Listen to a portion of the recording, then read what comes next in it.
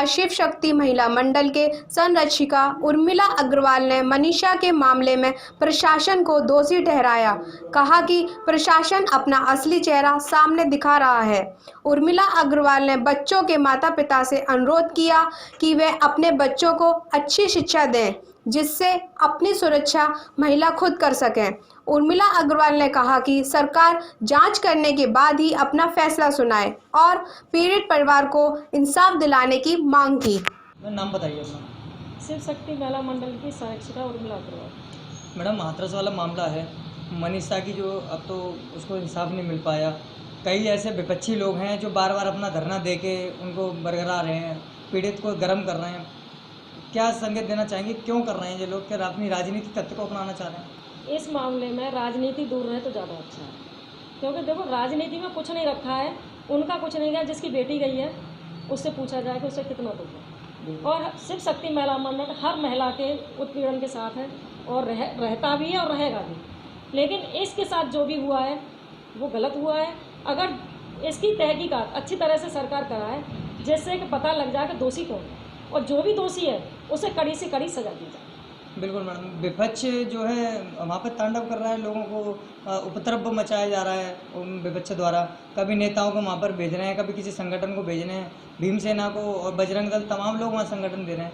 लेकिन बांद्रा में और जो राजस्थान में जो 2 बलात्कार हुए हैं, 2 राजस्थान में हुए हैं और एक लड़की का जो है बांद्रा में हुआ है, उस बलात्कार के में क्या कहना चाहेंगे मैडम? उस वहाँ कोई क्यों नहीं पहुँचा है?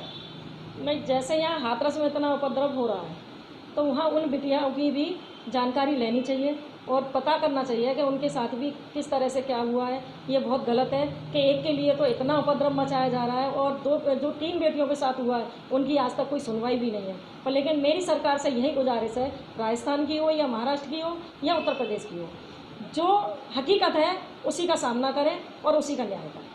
मैडम, मनीषा मामले में जो है पड़ोसियों से और कुछ गांव वालों से पता पड़ी है कि इनका कोई पुराना भी केस था इनके खिलाफ, तो उसमें ऐसी रंजिश का जो है बदला लिया गया है।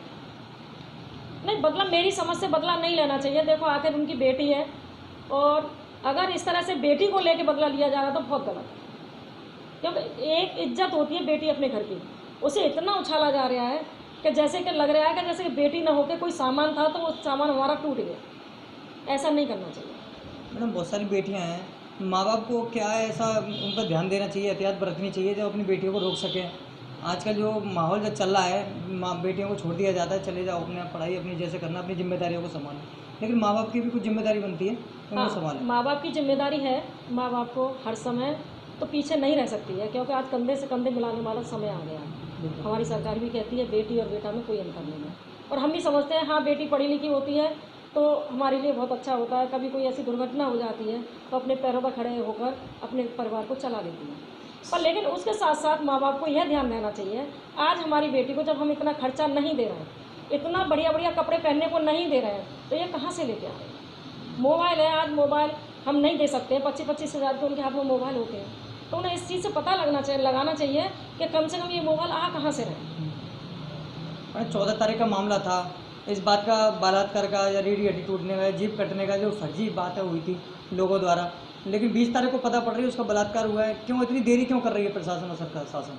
नहीं, प्रशासन देरी क्यों करी? रिपोर्ट तो भाई उन्हें जब ही लिखा देनी चाहिए थी जिस दिन बलात्कार हुआ था, और सरकार को फिर उस चीज़ का तहकीकात भी करनी चाहिए। लेकिन उन्हें पीड़ित जो है परिवार है वो डर रहा है, बिल्कुल सीबीआई जांच कराने से मना कर रहा है। सीबीआई जांच नहीं करा सकते, नार्को टेस्ट नहीं करवा सकते हम। नहीं, नार्को टेस्ट और सीबीआई जांच तो उन्हें करानी चाहिए। अगर वो सही है अपनी जगह तो उन्हें वो जांच जरूर करानी चाहिए, जिससे कि जो दोषी हैं और डीएम है या कोई भी है उन्हें उनकी सजा मिलनी चाहिए। योगी सरकार से कुछ कहना चाहेंगे, जैसे बेटियों के अब सुविधा के लिए जब कुछ ऐसी चीज़ें चलाई जाए कि वो जो फालतू के लड़कों के साथ घूमना फिरना, इधर उधर जाना फिरना होता है, वो प्रशासन कार्रवाई कर सके। मेरी समझ से केवल एक ही चीज़ हो सकती है, जो आज को एजुकेशन है वो ना हो, गर्ल्स एजुकेशन अलग होनी चाहिए और बॉयज़ एजुकेशन अलग होनी चाहिए। जो हमारी को एजुकेशन सरकार ने केवल इसलिए चलाई थी कि पहले लड़कियां आमने सामने बैठने में झिझकती थी, बात नहीं कर सकती थी, पर लेकिन अब इतनी आगे बढ़ गई हैं, लड़का भी और लड़की भी, जो कि दोनों के परिवार को पता नहीं होती है, जब सब कुछ खत्म हो जाता है तब पता लगती है। भारतीय न्यूज़ 24 के लिए गोविंद कुमार की रिपोर्ट।